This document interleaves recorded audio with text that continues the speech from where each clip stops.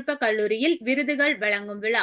Kovai PSG தொழில்நுட்ப கல்லூரியின் automobile, civil, mechanical, metallurgical மற்றும் புரொடக்ஷன் பொறியியல் பிரிவுகளுக்கான விருதுகள் வழங்கும் விழா பிஎஸ்ஜி நூற்றாண்டு விழா அரங்கில் நடைபெற்றது.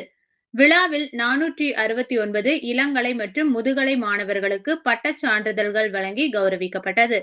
விழாவில் சிறப்பு விருந்தினராக பங்கேற்ற பெடரல் வங்கியின் முன்னாள் மேலாண்மை இயக்குனரும், டிவிஎஸ் கேபிட்டல் பண்ட்ஸ் நிறுவனத்தின் மூத்த ஆலோசகருமான ஷியாம் சீனிவாசன் பட்டதாரிகளுக்கு சான்றிதழ்களை வழங்கினார். அப்போது அவர் பேசுகையில், பொறியியலை வெறும் படிப்பாக பார்க்காமல் அதை வாழ்நாள் முழுவதும் கற்றுக்கொள்வதற்கான ஒரு அடித்தளமாகவும் வாழ்க்கை திறனாகவும் கருத வேண்டும்.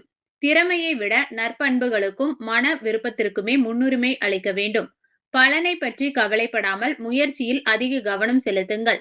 சுய விழிப்புணர்வுடன் சிந்தித்து வாழ்நாள் முழுவதும் புதிய விஷயங்களை கற்றுக்கொள்பவர்களாக திகழ வேண்டும் என்றார். கல்லூரி முதல்வர் PR திலா பேசுகையில், வெற்றி என்பது ஒருபோதும் தேக்க நிலையை தந்துவிடக்கூடாது. ஒவ்வொரு வாய்ப்பும் உயரிய இலக்குகளை அடைவதற்கான சந்தர்ப்பம். பொறியியலின் உண்மையான மதிப்பு சமுதாயத்திற்கு நன்மைகளை உருவாக்குவதில்தான் உள்ளது. பிஎஸ்ஜி டெக் பட்டம் என்பது வெறும் கல்வி சாதனைக்கான அடையாளம் மட்டுமல்ல, நேர்மையோடும் பொறுப்புணர்வோடும் அறிவை பயன்படுத்துவதற்கான உறுதிமொழி என்றார்.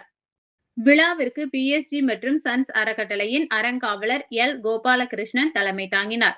அவர் முதன்மை விருந்தினருக்கு நினைவு பரிசு வழங்கி கௌரவித்தார்.